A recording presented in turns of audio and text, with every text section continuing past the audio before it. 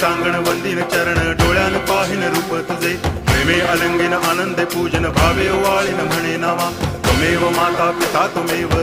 बंधुश्च सखा त्वमेव विद्या करुणं त्वमेव सर्वं मम देव कायेन वाचा मनसेन्द्रियैर्वा बुद्ध्यात्मना वा प्रकृति स्वभावात् करोमि यद्यत् सकलं परस्मै नारायणायति समर्पयामि अच्युतं केशवं रामनारायणं कृष्णदामोदरं वासुदेवं हरि गिरिधरं माधवं गोपिकावल्लभं जानकीनायकं रामचन्द्रं भजे हरे राम